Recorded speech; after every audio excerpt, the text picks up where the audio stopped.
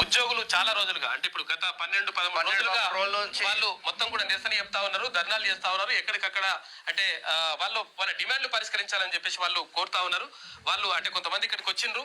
అంటే రాష్ట్ర వ్యాప్తంగా ఉన్నటువంటి అన్ని జిల్లాల్లో కూడా సర్వశిక్షా అభియాన్ ఉద్యోగులు మొత్తం కూడా ఎక్కడికక్కడ రాస్తారు అంటే ధర్నాలు చేస్తున్నటువంటి పరిస్థితి కనిపిస్తుంది. ఎందుకు చేస్తున్నారు, ప్రధానమైనటువంటి డిమాండ్ ఏంది, వాళ్ళని అడిగి ప్రయత్నం చేద్దాం. చెప్పండి. ముఖ్యంగా మేము సమగ్ర శిక్షలో 19,350 మంది పనిచేస్తున్నాం. మరి దరిదాపుల్లా 18 సంవత్సరాలుగా ఈ వ్యవస్థలో పనిచేస్తున్నాం. 18 సంవత్సరాలుగా మాకు కనీస వేతనాలు అమలు కావట్లేదు.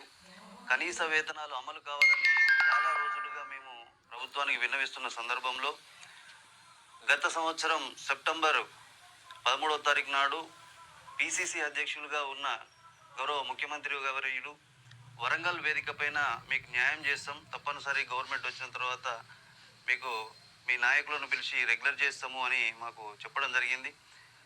గవర్నమెంట్ వచ్చిన తర్వాత 1 year వరకు కూడా మేము వెయిట్ చేయడం జరిగింది, తప్పనిసరిగా మాకు న్యాయం చేస్తారని.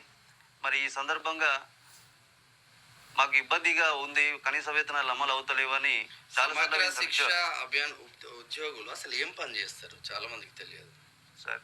ఇప్పుడు డిపిఓలో ఏపీఓ, సిస్టమ్ అనాలిసిస్టు, తర్వాత technical person, messenger, data entry ఆపరేటర్లు అని డిపిఓలో పనిచేస్తారు. అదేవిధంగా ఎంఆర్సీలలో MIS coordinator, computer operator, IERP, messengers అని మండల్ సెంటర్లలో పనిచేస్తారు. ఎంఈఓ ఆఫీసులో క్లస్టర్లో సిఆర్పీలు పనిచేస్తారు.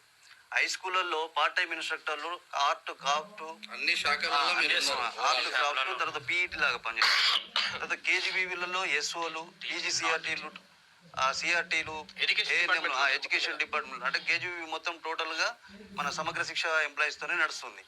అట్లా వీళ్ళందరూ కూడా వివిధ స్థాయిలలో పనిచేస్తున్న 19,325 మంది మొత్తం టోటల్. అయితే ఈ కనీస వేతనాలు అమలు కావట్లేదని మేము 10వ తారీఖు నుంచి వెళ్ళి ఇప్పుడు 23వ తారీఖు 13 ప్రధాన డిమాండ్ ఏముంది? ఇప్పుడు ధర్నాలు చేస్తా ఉన్నారు కదా, ప్రధాన డిమాండ్స్ ఏమి?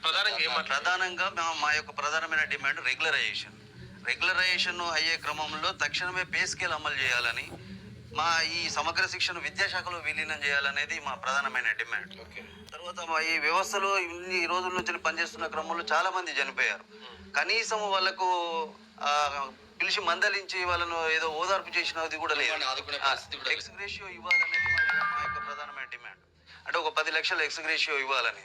తర్వాత రిటైర్మెంట్ 61 సంవత్సరాలు వచ్చుతూనే రిటైర్మెంట్ అయిపోయింది, వెళ్ళిపోమంటారు. అంటే ఇన్ని సంవత్సరాలు మేము చాకరీ చేసి కనీసము మాకు షాలో కప్పడం అట్లా బెనిఫిట్స్ కూడా లేకుండా పోయినాయి. సో మీ 25 లక్షల బెనిఫిట్ ఎక్స్గ్రేషన్, అది రిటైర్మెంట్ బెనిఫిట్ ఇవ్వాలనేది కూడా మా యొక్క ప్రధానమైన డిమాండ్.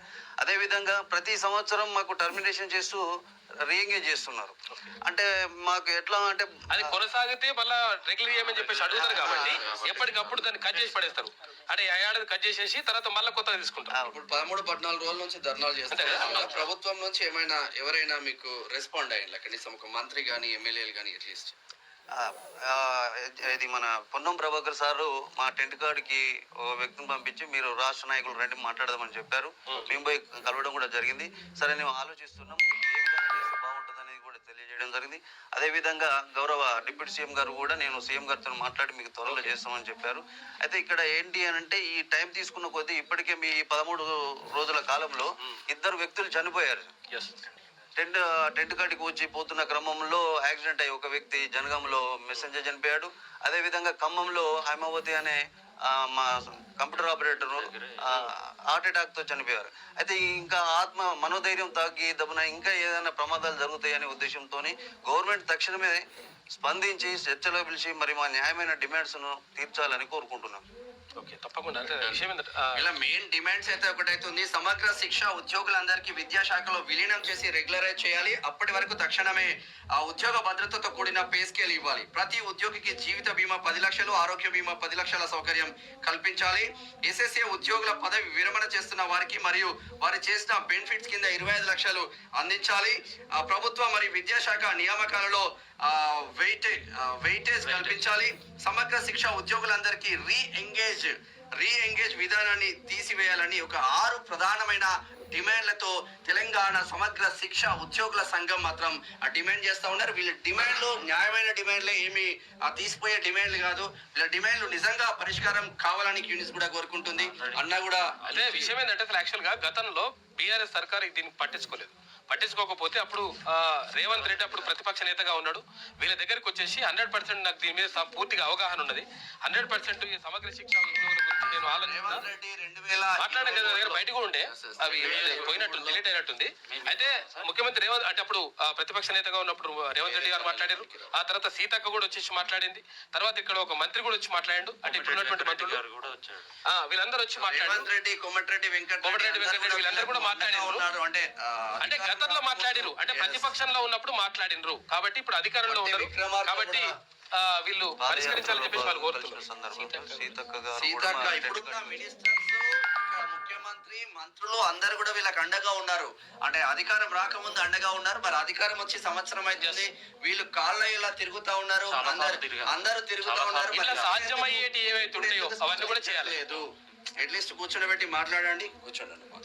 ఇవి సాధ్యమయ్యేటువంటి ఏవైతే ఉంటాయో నిజంగా కూడా వాళ్ళు ఏంటంటే మా గురించి ఎవరు మాట్లాడతలేరు, మా గురించి ఎవరు కూడా పేపర్లో వస్తలేదు, తర్వాత టీవీలలో వస్తలేదు